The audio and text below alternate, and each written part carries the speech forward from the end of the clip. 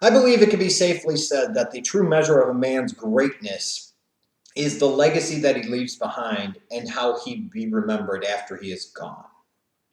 And if that's the case, as I believe it to be, then I feel it's very safe to say that Stuart Scott was indeed a hell of a man, because there's no question he has left a tremendous legacy on so many different levels and will be remembered for a long, long time to come.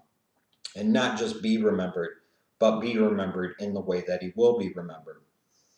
When I heard and found out Sunday morning that Stuart Scott had passed away at the age of 49 after a lengthy battle against cancer, I can't say that that surprised me. Unfortunately, I'd been prepared for that possibility and kind of viewed it as a matter of not if, but when and how soon. Sad, but that's the reality of the situation. I knew it was coming. I think most of us all knew that it was eventually coming. What surprised me, though, was just how much this moved me and how much this affected me, how much I was impacted by this man's loss.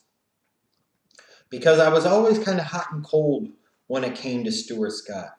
On the one hand, here's a guy that at a time where a lot of the people involved with ESPN, a lot of the people doing Sports Center looked the same and kind of acted the same. This guy came in and was a legitimate game changer on so many different levels. Not only did he look different than everybody else, but he spoke differently than everybody else to a degree.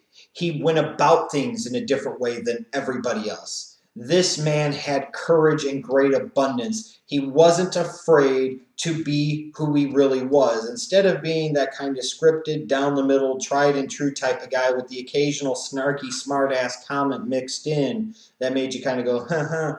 Here's a Stuart Scott that was full of life and full of personality, and it came through on the screen when he was giving us the news and the highlights. This was a guy that sat there and felt like the genuine article, felt like the real deal. And in a lot of ways, to me, was very refreshing because he was somebody that I felt like I would actually talk to in the real world about sports, not point A, point B, but this is this and this is that. And this dude went, booyah! And it is cool as the other side of the pillow. You know, all of these different things. I mean, Stuart Scott became a crossover mainstream star that influenced a generation and generations to come of sports fans, athletes, and sports journalists. There's no question about that. Absolutely none. And to me, when I look at somebody like a Stuart Scott, he brought a cool factor to sports journalism that was really missing at the time and frankly is missing now. When too often the case is you have to be able to say outlandish things and you have to troll and hate on this and talk about that in order to get yourself over, in order to get yourself attention. Stuart Scott didn't have to do any of that. He didn't have to rock the boat. He didn't have to sit there and say outlandishly ridiculous, stupid, controversial things to get his point across, to become a star. He was just who he was, and he didn't have to throw people under the bus in order to get there. There's always something incredibly admirable and admirable and respectable about him and those qualities that he possessed. But then I looked at Stuart Scott on the other hand as this guy that in a lot of ways represented what I thought were the wrongs of ESPN. Instead of trying to tell a full story, it very much became a narrative driven entity and a narrative driven business when we're talking about the sports media. And I always viewed Stuart Scott in some ways as a representation of that. Certain talking points about certain players and certain athletes and certain teams and certain coaches would get advanced, and it was the hell with everything else. Instead of it becoming about team success, it was about the individual success, the catchphrases, if you will, the things that were going to pop instantly and be really cool. And I always blame Stuart Scott, rightfully or wrongfully so, as being part of the problem that created that type of environment because of the influence and deep, meaningful impact that he had on the way sports were presented to us within the sports media. And I always kind of looked at him and said he was kind of corny and hokey, and he never really, I don't think, rocked the boat too much in a lot of the things that he said. And maybe there were times where I expected him to be more unjustifiably so, demanded him to be more on certain areas, on certain topics. There was a part of me that really didn't like Stuart Scott, and more particular, what he represented very much at all. But then I sit there and I look back at a guy. And to me, oftentimes, the way you can measure somebody and their strength of character, their fortitude, and measure who they really are in their lives is the way that they face their biggest obstacles and their biggest challenges. And there is no question in my mind that Stuart Scott was a man that set a tremendous example that all of us only can dream of following and hope to live up to. Here is a man that battled cancer not once, not twice, but on 3 different occasions. This is a man that was able to fight off cancer for almost 8 years before it ultimately cost him his life. And all the while, he didn't sit there and piss. He didn't sit there and bitch. He didn't sit there and moan. He didn't say, woe is me. He didn't sit there and say, why did it have to be me and not somebody else? He didn't feel sorry for himself. He didn't expect other people to feel sorry for himself. He didn't make excuses. He went out there and was determined to still live his life. He was determined as Stuart Scott the man to define who Stuart Scott the man was and not allow some insidious disease like cancer to do that for him. And I will always tremendously admire and respect him for that. You know, I think about a man who sat there and always seemed to me a tremendous, loving, doting father to his 2 young daughters. And even while trying to battle this greatest fight of his life, a fight that would ultimately cost him his life, I saw this man still try to go about living his everyday life, a man that would still do his work and still conducted himself, as far as we could see watching on TV, in the same manner, in the same way that made him one of the biggest stars in the history of sports journalism, without going out of his way to just make himself a big star, to make it about him. Stuart Scott was always about trying to tell the story. He just injected personality into it, and he became a star as a result. Here's a guy that was battling all of this, that was still going out and grabbing life by the nuts and trying to squeeze every last drop of life jizz out of him he possibly could. Here was a man that was still determined to be the best father that he possibly can be. A tremendous profile and courage. When I think of Stuart Scott, above all else, I think about an ultimate profile and courage. A profile and courage for what he did as a sports broadcaster, as a journalist. One of the most courageous individuals in the history of that business. To me, there is no question about it. A man who had the courage to stand up for himself and say, this is who I am, and this is going to work, and this is who I'm going to be, and you better get on board with it, Jack, because I'm going to change everything. And that's exactly what he did. When I think about him now, I don't think about any of those negative characteristics or any of those negative traits that I referenced earlier.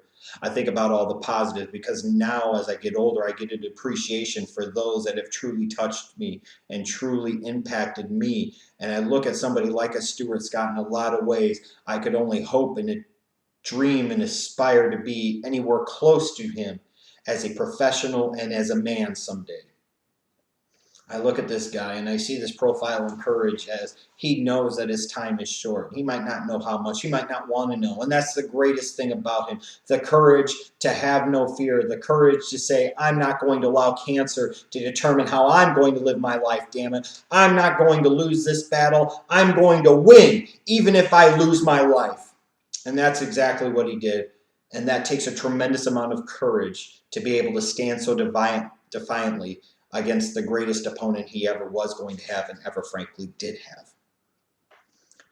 I think of Stuart Scott, and I think of how sad it is that a man that meant so much to so many of us is gone before the age of 50. His 2 young daughters now will not have the chance to be able to see them graduate high school. He won't be there to see them hopefully graduate college. He won't be there to someday walk them down the aisle. He won't be there someday as they start a family. He won't be there for all of those things. Cancer is a horrendous disease. There's not an individual in this world, I truly do not believe, that has not been affected by cancer some way, somehow, directly or indirectly. And I think about those 2 young girls and his family and all his loved ones and friends and the man that they lost. And it truly moves me. And it truly has affected me more than I ever anticipated. I'm very thankful for somebody like a Stuart Scott to show me in a lot of ways what courage really is and what I should aspire to be as a man. Because I could tell you this much right now, he has left a tremendous legacy and will be remembered the way so many of us would want to be remembered for a long time to come. It's not an accident that so many people are so overcome with emotion on so many different levels. That's his colleagues, that's athletes, that's coaches. It's no surprise, fans as well. It's not just because it's a cool thing to do because he passed away. It's because of the type of impact that he had, the type of meaning that he brought to so many of our lives as sports fans. There's no question about that. There's one thing, one word that will always to me define Stuart Scott above everything else. Beyond the catchphrases, the booyahs, and cool as the other side of the pillows, and call him butter because he's on a roll. It doesn't matter. Out of all those things that you will remember him for, the one thing that I personally will always remember Stuart Scott for is courage. The personification and the representation of courage. And I hope someday, at some point in time, more people in this country, more people in this world will be able to follow suit and demonstrate the type of courage that Stuart Scott did during his life in the way that he lived his life. May we all have that courage. And may we all someday have that courage to acknowledge just how messed up our priorities are in this world, that we devote more money to fighting wars and fighting fake foes in terrorism than we do to fighting somebody that kills hundreds of people in this country every day, and that's cancer. Because of the stupidity of this world and this country and the screwed upness, so to speak, of our priorities, you have two young girls whose father won't be there anymore for all of those different stages of their life. May we all have the courage someday to stand up against this stupidity and make a change and make a difference.